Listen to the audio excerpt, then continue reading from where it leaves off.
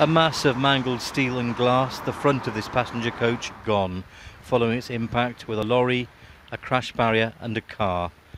The point of impact, a bend just beyond Newport's Brynglas tunnels, at what's probably Wales's busiest stretch of motorway.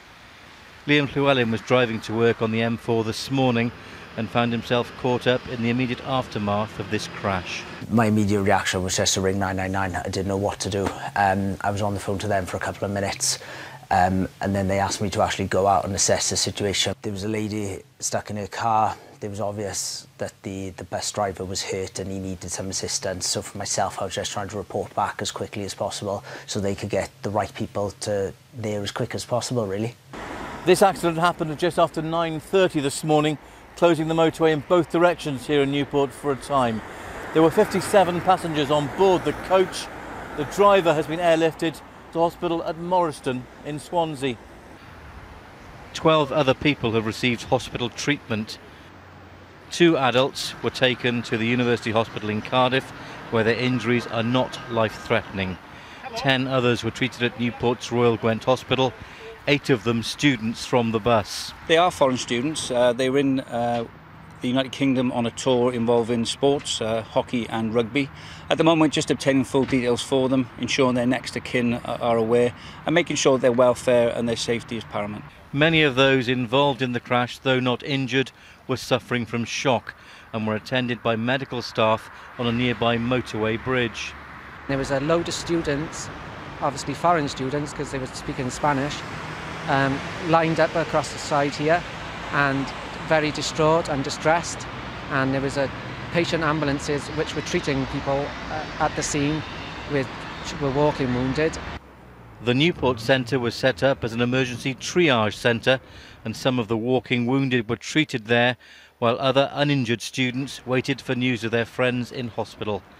Paramedics say it's lucky many more weren't hurt.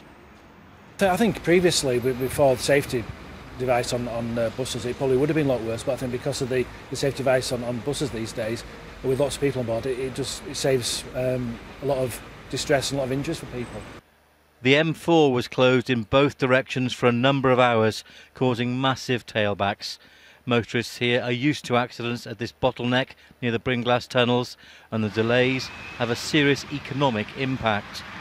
Cash Amin runs a chip shop in the Pill area of Newport, but the 10-minute journey from his Cardiff home took him more than 3 hours today, meaning he couldn't open up and missed the lucrative lunchtime trade. He said it's ample time Newport got a relief road. There's always some sort of issue, an accident, someone's driven in, and the tailbacks cause the inconvenience to other commuters. It is a nightmare, so something needs to be done regarding that situation.